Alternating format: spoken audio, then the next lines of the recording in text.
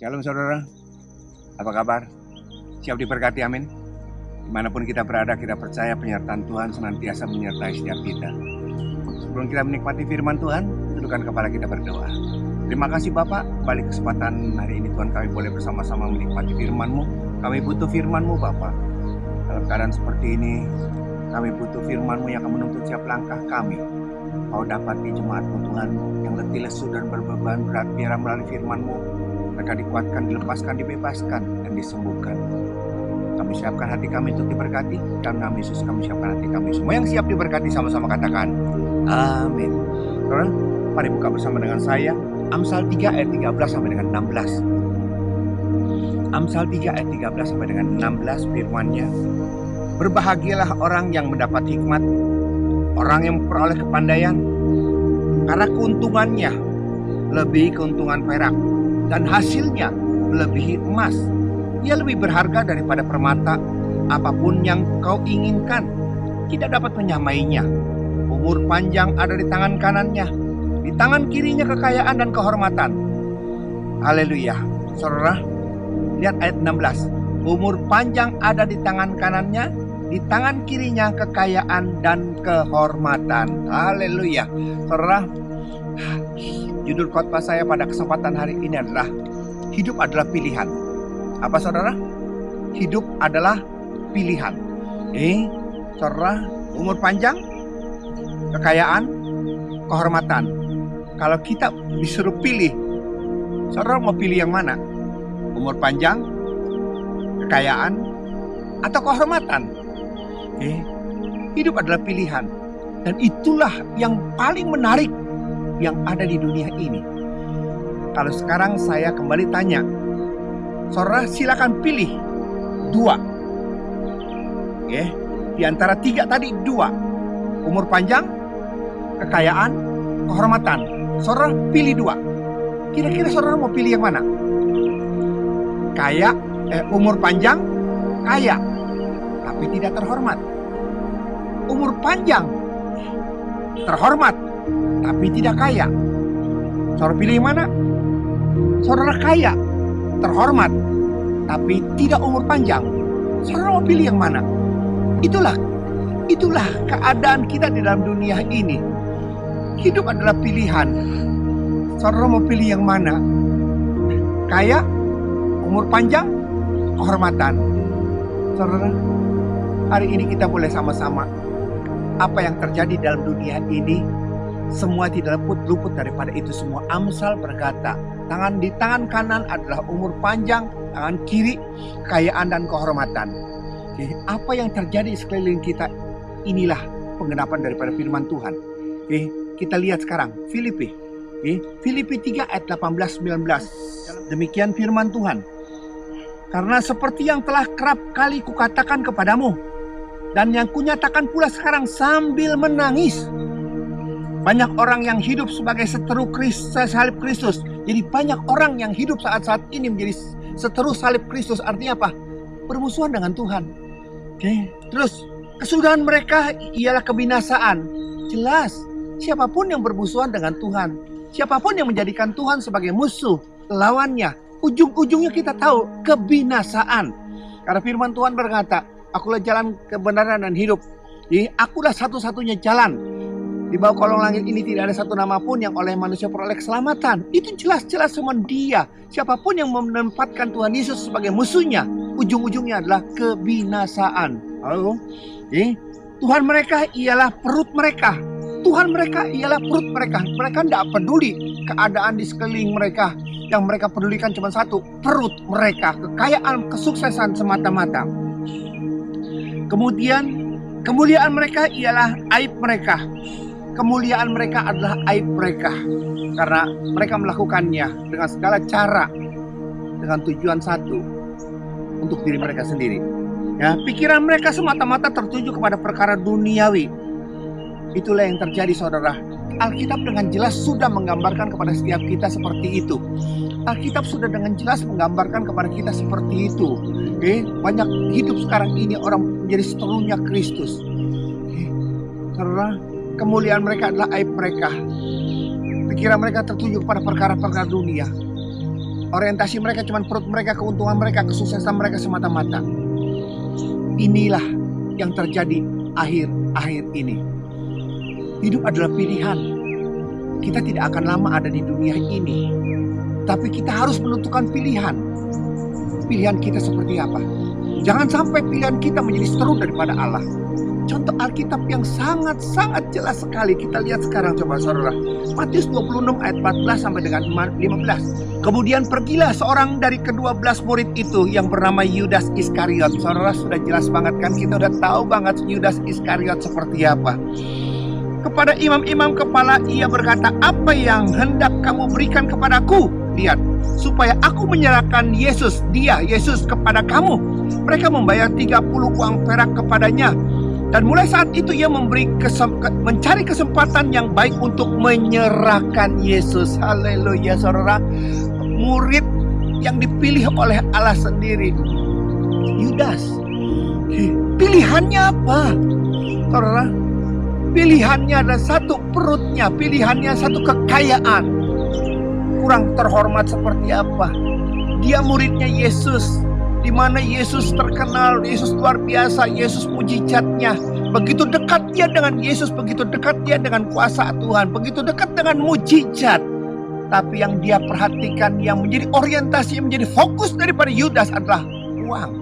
Dia tidak peduli Yesus datang untuk apa. Dia tidak peduli Yesus menyembuhkan siapapun. Dia tidak peduli orang kusta, orang tuli, orang lumpuh. Dia tidak peduli. Yang dia peduli cuma satu, setiap pelayanan dia dapat uang atau tidak.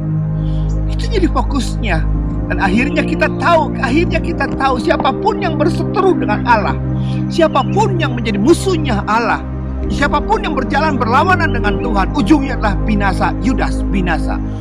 Karena hidup adalah pilihan. Saudara mau pilih yang mana?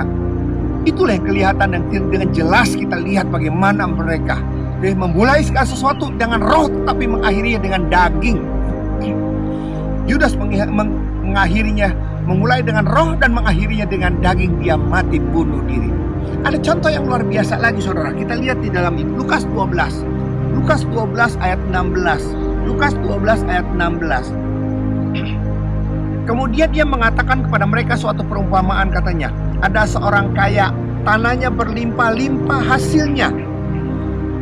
Ia bertanya dalam hatinya, apakah yang harus aku perbuat?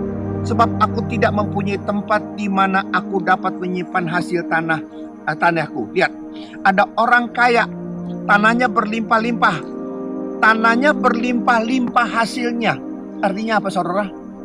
Saudara, ini ayat yang luar biasa. Ini ayat orang yang paling luar biasa. Kenapa? Orang kaya, banyak orang kaya. Beli tanah di mana-mana menjadi aset. Tapi tanah-tanah mereka tidak olah. Beda dengan orang kaya ini. Beda dengan orang kaya ini, tanahnya berlimpah-limpah, tapi banyak hasilnya. Jadi dengan kata lain, dia tidak biarkan tanah itu terbengkalai, dia tidak membiarkan tanah itu tanpa hasil, tapi dia bercocok tanam di sana. Dan tanah itu asetnya menghasilkan. Lihat, ini orang yang luar biasa, bisnismen, benar-benar bisnismen. Dia tidak mau uangnya nganggur, dia tidak mau uangnya. Dia punya uang, tapi dia pakai uang untuk mencari uang.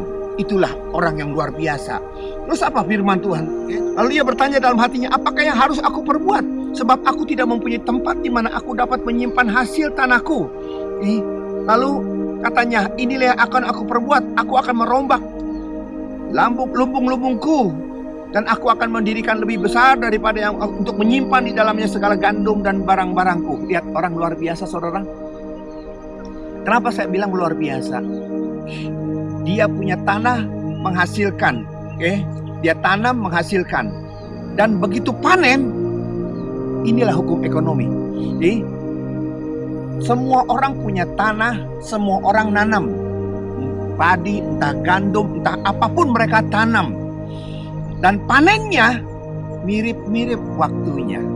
Hukum ekonomi, begitu barang banyak, harga turun. Ekonomi, begitu barang sedikit, harga naik. Itu hukum ekonomi. Dia tahu dengan jelas. Dia bisnismen, dia ahli ekonom juga luar biasa, saudara. Artinya apa? Waktu orang panen sama-sama, dia tidak jual itu. Dia tidak jual itu. Dia simpen dulu di gudang. Dia tidak punya gudang, dia bangun gudang-gudang untuk tempat penyimpanan. Itu yang luar biasa, saudara. Kita lihat ayat 19. Sesudah itu aku akan berkata kepada jiwaku, jiwaku, ada padamu banyak barang tertimbun untuk bertahun-tahun lamanya. Beristirahatlah, makanlah, minumlah, dan bersenang-senanglah. Luar biasa, saudara. Ini orang kaya yang luar biasa. Dia bisnismen, dia ahli ekonom, dan dia juga orang yang diberkati dan yang luar biasa. Dia bisa menikmati berkat, saudara. Berapa banyak orang diberkati, tetapi berapa banyak orang yang bisa menikmati berkat. Orang kaya ini luar biasa. Dia bukan saja bisnismen dan ahli ekonom, tapi dia juga bisa menikmati. Dan dia berkata kepada jiwanya, hai jiwaku, ada padamu makanan, ada padamu minuman. Bersenang-senanglah, bersenang-senanglah, nikmatilah. Itu luar biasa. Tapi apa ujungnya kita lihat? Ujungnya kita lihat di dalam ayat 20. Tapi firman Allah kepadanya, hai engkau orang bodoh, pada malam ini juga jiwamu akan diambil daripadamu. Dan apa yang telah kau sediakan, untuk siapakah itu nanti? Demikianlah jadinya dengan orang yang mengumpulkan harta bagi dirinya sendiri, jikalau ia tidak kaya di hadapan Allah. Saudara, useless kan? Gak ada gunanya kan? Karena apa? Dia boleh kaya, dia boleh terhormat, terkenal. Orang tahu siapa dia karena dia orang bisnismen yang luar biasa. Dia ahli ekonom yang luar biasa. Dia pinter dan dia juga bisa menikmati hasil daripada jerih payahnya. Tapi Tuhan berkata, untuk apa itu semua? Hari ini jiwamu akan diambil. Saudara, umur pendek. Itu yang terjadi, saudara. Hari-hari ini, saudara, pilihan. Apa pilihannya? Apa yang saudara pilih? Umur panjang, kekayaan, atau kehormatan? Saudara, kita melihat sekarang keadaan sekeliling kita. Pandemi seperti ini, kelihatan dengan jelas mana yang domba, mana yang kambing. Kelihatan dengan jelas, saudara. Bayangkan, dimulai dari masker. Saudara tahu kan? Dimulai dari masker. Saya punya masker, saudara. Dimulai dengan masker.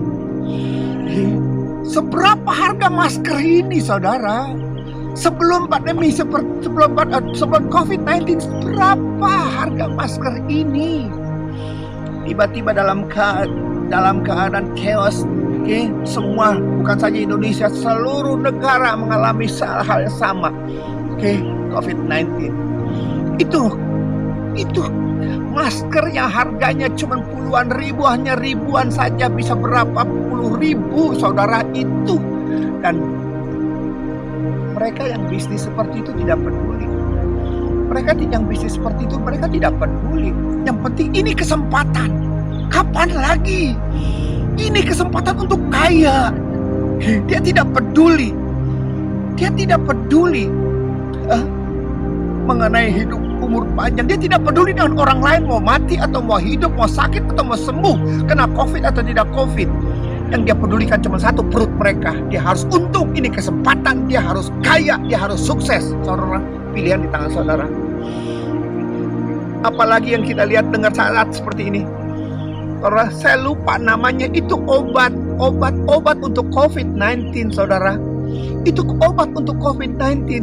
Harganya yang biasanya biasa normal, sekarang bukan 2 kali lipat, saudara. Bisa 10, bisa 20 kali lipat. Di mana hati nurani mereka? Mereka tidak peduli dengan orang-orang yang sakit. Saudara, mungkin hari ini engkau ada salah satu pelakunya. Mungkin hari ini kau belum mengalami itu namanya COVID-19. Mungkin hari ini kau masih punya uang, bisa menghadapi dan bisa membeli itu segala sesuatu, obat-obatnya. Tapi saudara pernah lihat Saudara, saya sendiri, saudara. Saya punya saudara sendiri. Suami istri meninggal gara-gara COVID-19. Apa yang mereka harapkan? Mereka sudah tidak tahu lagi harus berbuat apa. Saya baru dengar sesudah dia dalam keadaan seperti itu, saya berkata, kenapa tidak ngomong? Kenapa tidak berbicara? Karena inilah keadaan, ini ironisnya. Mereka tidak peduli lagi, maaf kata. Mereka tidak berperi kemanusiaan. Mereka tidak peduli orang itu sakit, orang itu sembuh, orang itu kena penyakit, atau orang itu mati. Mereka tidak peduli. Yang mereka peduli cuma satu. Benar firman Tuhan. Tuhan mereka adalah perut mereka. Kemuliaan mereka adalah aib mereka. Mereka tidak peduli. Mereka pedulikan cuma satu. Itu semuanya, saudara. Saudara, yang ironis lagi, saudara. Kita sakit. Kita perlu obat. Untuk beli obat kita tidak punya. Kita berpikir waktu kita hidup, kalau hidup seperti ini lebih baik mati. Ternyata begitu mati pun mereka tidak lepas dari problem. Kenapa? Mau dikubur di mana? Dan saya dengar krematorium itu tempat pembakaran jenazah, saudara. Dari di bawah 10 juta sekarang sampai 80 juta. Sampai orang yang sudah mati pun masih diperas hanya untuk perut mereka. Mereka tidak peduli lagi. Dan itulah pilihan. Maaf saudara, bukan saya sinis, itu hak-hak saudara. Itu hak-hak mereka. Bukan saudara, itu hak-hak mereka. Mereka mencari kesempatan ini untuk memperkaya diri mereka. Itu kesempatan mereka, itu tidak dosa, tapi saya sebagai hamba Tuhan, saya mau berkata, di manakah hati nuranimu? Rasa keprimanusiaan kita. Jujur, kita mau untung, kita mau sukses, kita mau berhasil. Kalau bisa kita berhasil, okay? Bukan dengan menginjak orang lain, menginjak sesama kita untuk supaya kita naik tinggi. Dengan kita memaksakan seperti itu. 80 juta saudara. Mereka sudah sakit, waktu mereka sakit itu sudah habis-habisan. Kenyataan mereka mati juga. Dan saat mereka mati, itu pun masih harus keluarkan uang. Maaf saudara, saya selalu berdoa. Mungkin saya tidak memberikan warisan yang banyak buat anak saya. Tapi satu hal yang menjadi komitmen saya. Kalau saya mati, saya tidak akan tinggalkan utang buat mereka. Saya tidak akan meninggalkan utang buat mereka. Ironis kan? Mati pun harus jual aset kalau masih punya. Kalau enggak, apa harus seperti kayak orang India dilempar saja, dibuang saja ke sungai Nil? Apa itu yang harus kita lakukan? Saudara, apapun kita di tempat ini, siapapun kita di tempat ini, siapapun kita di tempat ini, apapun keadaan kita, hidup adalah pilihan. Siapa yang kita mau, siapa yang mau kita dekatkan, siapa yang mau kita pilih. Pak, bisa nggak kita dapat Pak tiga-tiganya? Kaya, umur panjang, kaya, terhormat. Bisa saudara. Kita lihat ayat 13. Berbahagialah orang yang mendapat hikmat. Berbahagialah orang yang mendapat hikmat. Orang yang peroleh kepandaian. Jadi saudara mau dapat tiga-tiganya, tidak ada jalan lain. Minta hikmat sama Tuhan, minta kepandaian daripada Tuhan untuk menuntun setiap langkah kita. Dan disitulah kita akan melihat bagaimana Tuhan bekerja dengan luar biasa. Saudara, Amsal 9 ayat 10. Permulaan hikmat adalah takut akan Tuhan, dan mengenal yang Maha Kudus adalah pengertian. Itu yang harus ada dalam diri kita. Karena mau tiga-tiganya, minta hikmat sama Tuhan. Itu satu. Pak, bagaimana hikmat? Awal daripada hikmat adalah takut akan Tuhan. Memulai segala sesuatu dengan dasar takut akan Tuhan. Itu mengantar kita untuk kita bisa melihat bagaimana Tuhan bekerja dengan luar biasa.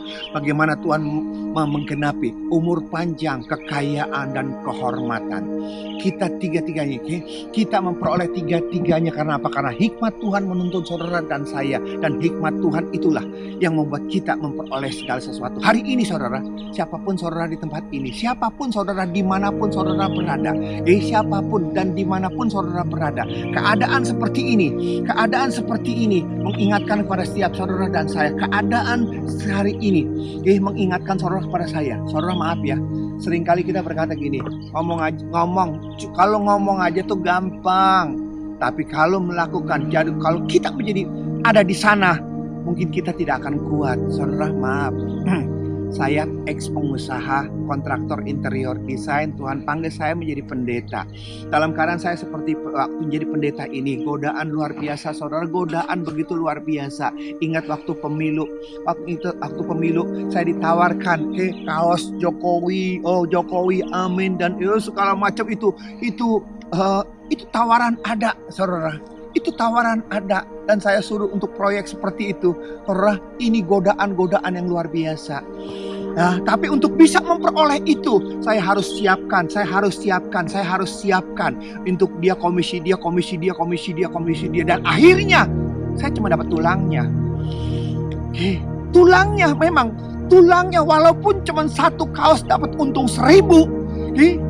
Itu udah besar sekali karena orderannya itu jutaan. 1.000 aja satu. Kalau pesannya 1 juta, udah berapa duit, saudara? Tapi hati saya berkata, aduh, resikonya lebih banyak daripada ini semua. Maaf, saudara, saya tolak. Jujur, saudara, timbul polemik di sini. Aduh, ini kesempatan. Untuk pemilihan ini itu 5 tahun sekali. Kapan lagi? Ini kesempatan. Maaf, saudara. Pendeta melayani berapa sih? Ini kesempatan sekali gebuk. Kita tuh kaya, kita tuh sukses. Saudara, dilema. Saya mau ngasih. Saya bingung saya harus pilih seperti apa, saudara. Jujur, keadaan seperti itu membuat saya tidak bisa berdoa kepada Tuhan. Jujur, dalam keadaan seperti itu hati saya tuh jadi mendua seperti ini. Dan saya berkata, Tuhan, aku tidak mau seperti ini, Tuhan. Tuhan, kalau ini memang kehendak-Mu, Tuhan, aku jalani. Tapi berikan aku damai sejahtera. Saudara, itu saya merasakan ada yang hilang di dalam diri saya. Saya berkata, tidaklah, resiko terlalu besar. Karena apa? Memang untung 1.000 rupiah. Orderan 7 jutaan. Tapi tithe-nya itu ketatnya waktu. Bayangkan, bikin kaos dengan sablon segala macam, saudara. Waktunya, mending di 6 bulan. Dari 6 bulan, 4 bulan, 3 bulan, 2 bulan, sebulan harus selesai. Bagaimana mungkin? Ternyata di sana masalah selesai atau tidak selesai itu tidak menjadi masalah. Masalahnya adalah orderan udah ada. Mungkin pakai orderan fiktif dan segala macam. Aduh, saya udah masuk ke sana, saya makin takut lagi, saudara. Itulah yang terjadi dan saya putuskan udah tidaklah. Kenapa? Saya takut, saudara. Jujur, saya tidak bisa memutuskan ini. Jujur, saya juga kepingin punya order dan dapat orderan pengusaha masalah, saudara. Tapi itulah yang terjadi. Dan saya luput itu semua. Dan saya lepas dari sana. Masalahnya satu, saudara. Pemilu, itu kan jamnya, itu kan waktunya. Masa kampanye, itu kan ada waktunya. Kalau saya lewat daripada waktunya, daripada kontrak, bisa-bisa saya kena di sini.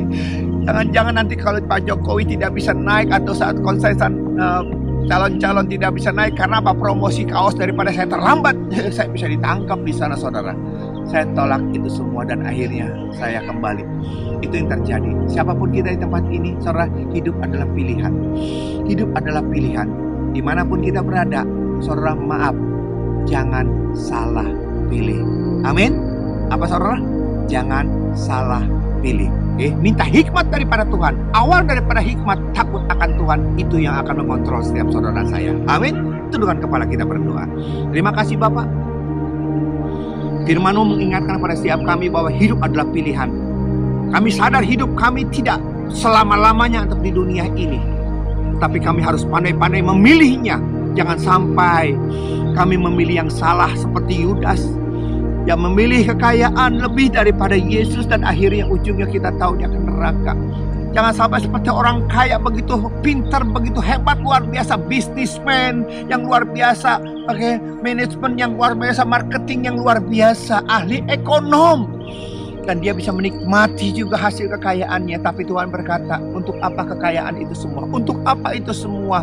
Hari ini kau binasa, saudara. Itulah yang terjadi. Ingatkan kepada setiap kami, Saudara, supaya ingatkan kepada setiap kami Bapak, supaya kami sadar diri dan pintar untuk membawa segala sesuatu, supaya kami tidak terjebak dengan apa yang dunia pilihkan, sehingga hidup kami berkenan di hadapan-Mu. Senantiasa kami berdoa jemaat-Mu dimanapun mereka berada. Kalau mereka mengalami saat-saat kritis, saat-saat chaos, saat-saat membutuhkan, Tuhan kirimkan Tuhan orang-orang yang tergerak hatinya untuk bisa menolong, membantu, melepaskan, membebaskan mereka. Dan nama Tuhan dimuliakan. Memberkati senantiasa negara kami, presiden, wakil presiden, gubernur, dokter, suster, dan semua jajaran sampai yang terendah. Tutup bungkus mereka dengan kuasa darah-Mu. Dimanapun mereka berada Tuhan, kemanapun peraturan-peraturan mereka yang mereka keluarkan, biar semuanya Tuhan dapat kami laksanakan, karena Tuhan yang memimpin kami. Dan negara kami akan dibebaskan, diluputkan, negara kami dipulihkan. Di dalam nama Yesus, terima kasih Bapak. Haleluya. Amin. Demikian saudara firman Tuhan. Sampai jumpa dalam sesi akan datang. Tuhan Yesus berkati. Shalom.